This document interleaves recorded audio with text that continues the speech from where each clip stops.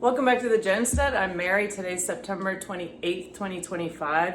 And today I wanted to talk about some key economic reports that came out. And these included economic indicators that I think are extremely important for all of us to be aware of. And so I wanted to share those with you today. And the first being that that America's wealthiest households are accounting for a growing share of consumer spending. And a report that came out actually in February, and it was authored by Moody's Analytics chief economist Mark Zandi. He found that the top 10% of U.S. households in terms of earnings, defined as making $250,000 or more a year, account for 49.7% of consumer spending, which is a record since 1989. So the top 10% account for almost half of all of the consumer spending in the United States of America. And if you are wondering what exactly is consumer spending, it says consumer spending refers to the total money spent by individuals and households on goods and services for personal use, and it plays a crucial role in driving economic growth. These are durable goods, items that last over time like cars, appliances, and furniture. Non-durable goods, products that are consumed quickly, such as food, clothing, and gasoline. And then services, expenditures on services like healthcare, education, and entertainment. And he said in the article, it said the past 3 decades, the 10% had accounted for 36% of all consumer spending. And having it at this high level, at almost 50%, is really flashing a red light, because people talk about what if the bottom falls out? Well, what if the top falls out on this one? Zandi warned that the wealth effect could be at risk of reversing, writing that given the stretched valuations and the heightened economic policy uncertainty, the risk of a significant correction in asset markets is uncomfortably high and rising, with clear implications for the economy. And if you look at where we have the stock market keeps having these record highs, but there doesn't seem to be any correlation with what's going on in the stock market and the reality on the ground in the U.S. economy and with jobs and so on and so forth. So almost half of all consumer spending in the U.S. is fueled by the top 10%. But here is a problem, an additional problem to that is how the top 10% are managing their wealth. And the top 10% put the majority of their income into, the top 10% put the majority of their wealth and income is in the stock market. And the top 10%, which again, these are households with earnings of $250,000 or more annually, they hold 93% of all the stocks, which is the highest on record. So what happens then when you have a market crash? And we're looking at bubbles. We have, number one, our country's $37 trillion in debt. Consumer debt is enormous and has been increasing, and the majority of households in this country don't have $400 they can put together to buy a spare tire for their car.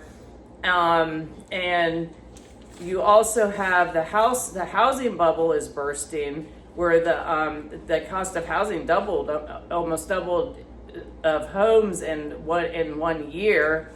And you had this cost and the consumer can't afford to buy the homes, but now people they extended themselves and overpaid for these homes, and we're going to have a correction with that. And also, what can trigger a bubble bursting, if you remember, because people say, oh, well, that could never happen. Well, it's happened several times even since 2008, just hasn't been as widespread as it was in 2008. In 2008, there was $19.2 trillion lost. Well, it wasn't lost, it went somewhere. But it went out of the consumers' pocketbooks, out of their bank accounts, out of their homes.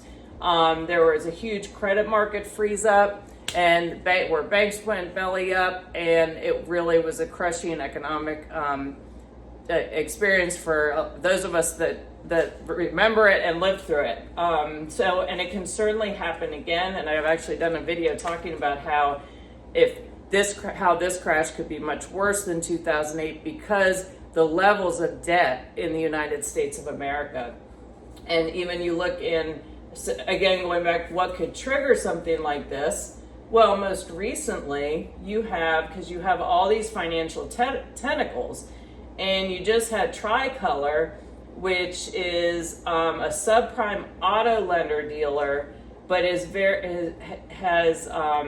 they have gone belly up. They filed bankruptcy unexpectedly, and so literally these other banks that they had consumer lending through this company are trying to track these cars down so that they can get some of the return on their money.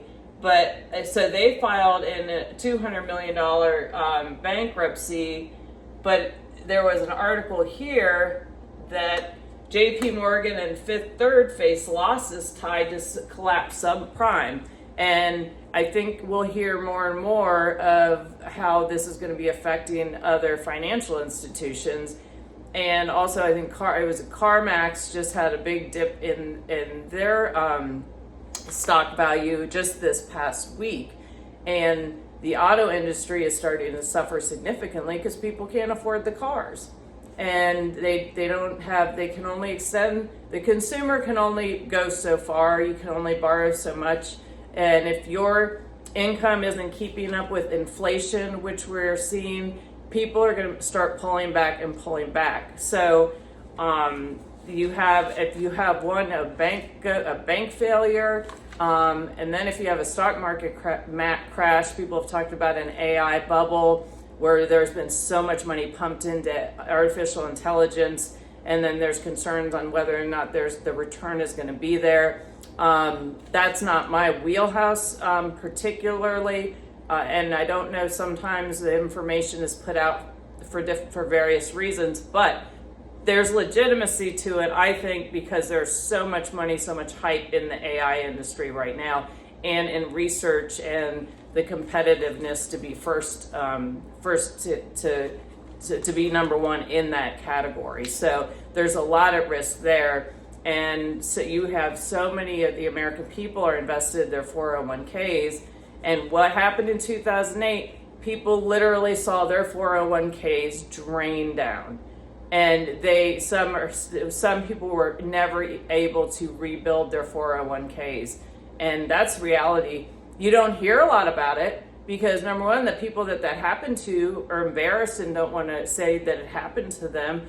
And number two, the government does, and the market doesn't want anyone thinking about that because they want to paint a very rosy picture for everyone. So, in conclusion, keep this in mind when you're looking at the economy and the impacts. When we have half of our entire consumer economy, the spending is done by about half of our households, and those households, the majority of their money is in the stock market.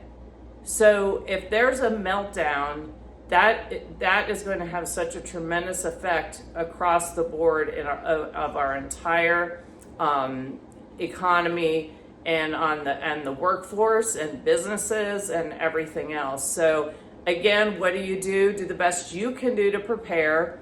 Make sure that you're diversified. And I'm not a financial advisor by any stretch. I've listened to some people a lot smarter than I am, and look into buying precious metals, look into commodities, or look into things to put your money into as opposed to the stock market.